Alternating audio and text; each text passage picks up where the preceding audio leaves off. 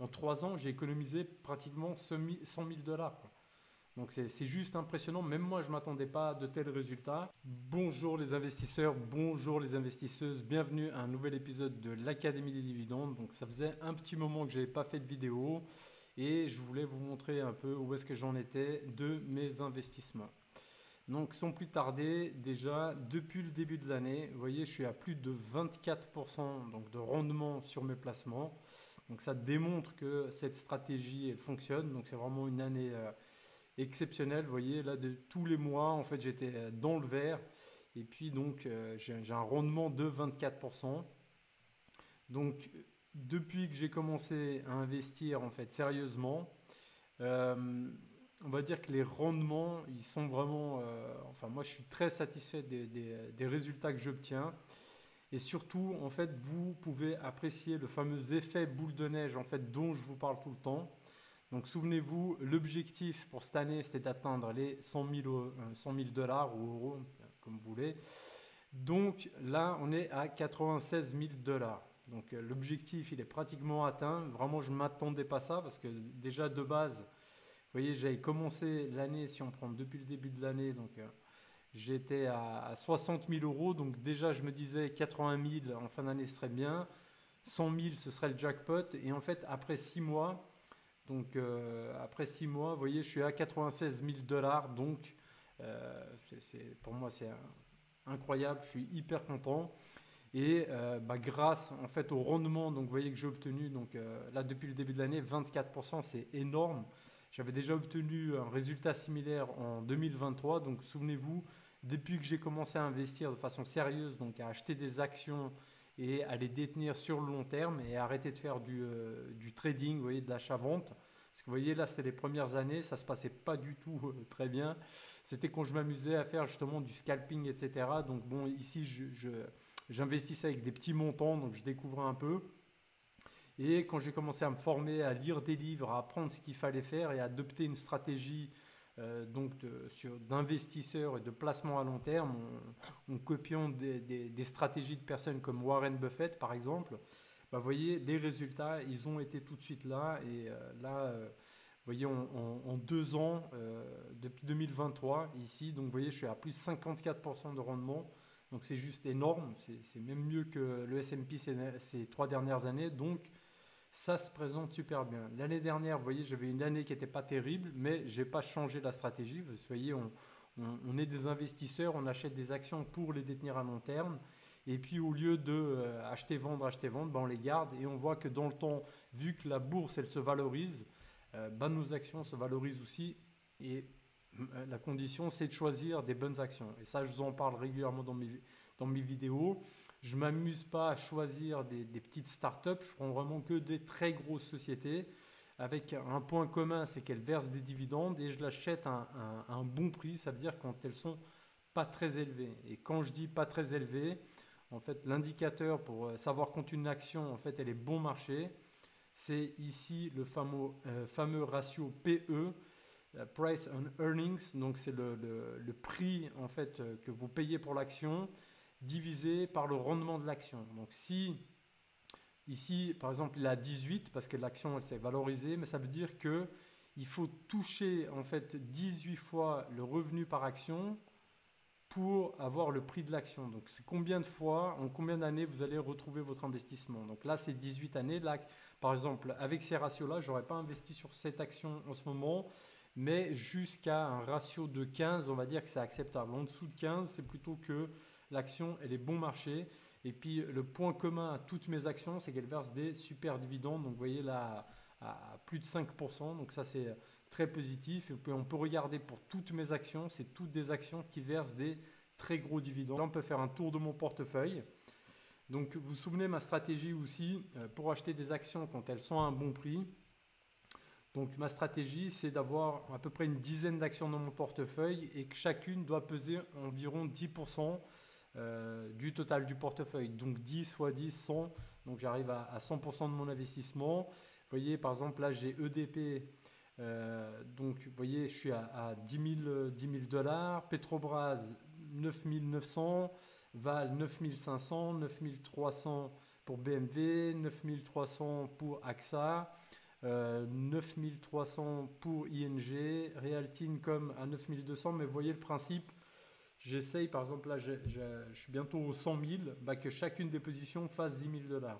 L'exception, c'est ici, cette petite société de porte-container, donc où là, j'ai 5% de ma position, donc vous voyez 5 000 $. Et puis comme je voulais avoir un peu de crypto actifs, j'ai aussi un peu de Bitcoin et un peu d'Ethereum. Vous voyez, ils sont à 2008, en fait, les deux positions.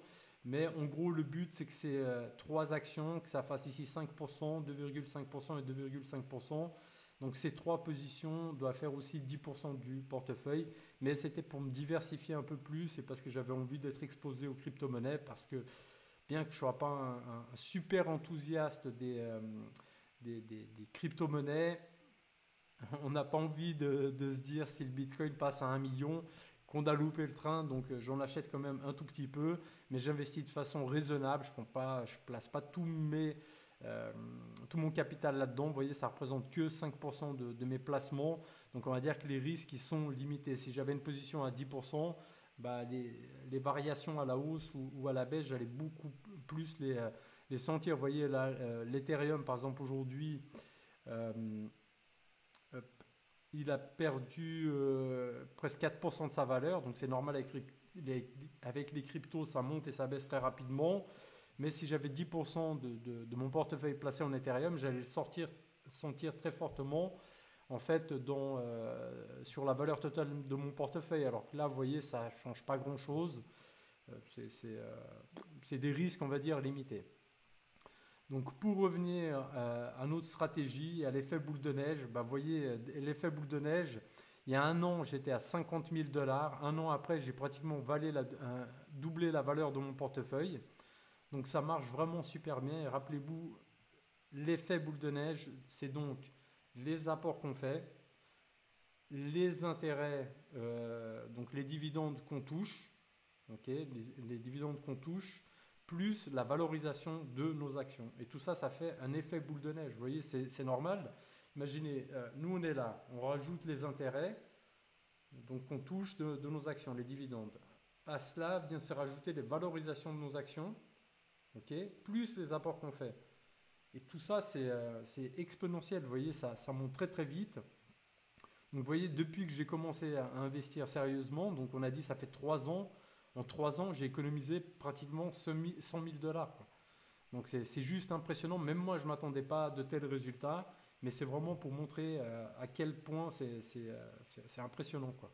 Et donc, vous savez qu'il y a beaucoup de grands spécialistes dans les finances personnelles et dans l'investissement qui disent que le plus dur, c'est d'arriver aux 100 premiers $. Et ensuite, justement, cet effet boule de neige fait que la progression devient de plus en plus rapide. Donc, je ne sais pas si je continue la chaîne, est-ce que on se lance un pari fou et on se dit, on essaie de monter cette chaîne et de suivre un portefeuille jusqu'à ce qu'on atteigne le million. Vous voyez, je rigole moi-même parce que ça paraît incroyable, mais qui sait, je vous laisse peut-être mettre des commentaires. Est-ce qu'on continue cette aventure et on essaie de monter ce portefeuille jusqu'à 1 million, quoi.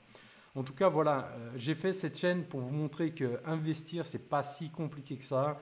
C'est pas un truc réservé à des gens, vous voyez, surqualifiés, à des traders professionnels.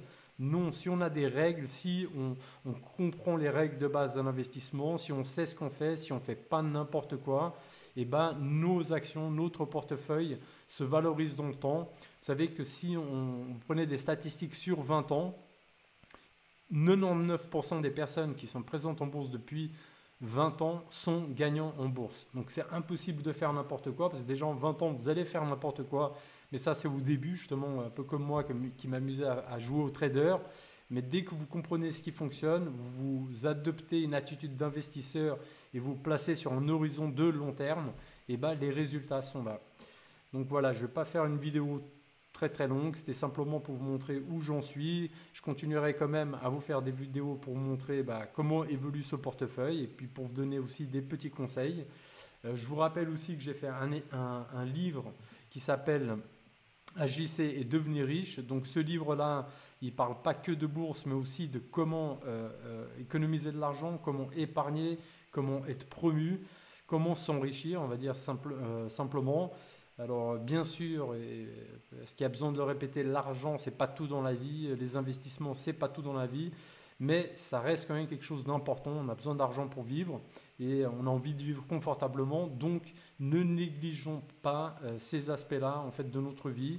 Et ce livre qui coûte 21 euros vous donne toute une série de conseils. Vraiment, c'est un condensé en fait de beaucoup de livres que j'ai lus sur l'éducation financière. Donc en achetant ce livre, vous faites l'économie de 10 livres vu que vous avez tout ça en condensé et expliqué de façon très très simple, justement pour que tout le monde puisse comprendre. Donc si vous êtes intéressé par ce livre, je vous laisse un lien en dessous de la vidéo. Et puis voilà, je vais arrêter là pour aujourd'hui cette vidéo et je vous souhaite à tous un très bon été et je vous dis à bientôt les investisseurs et les investisseuses.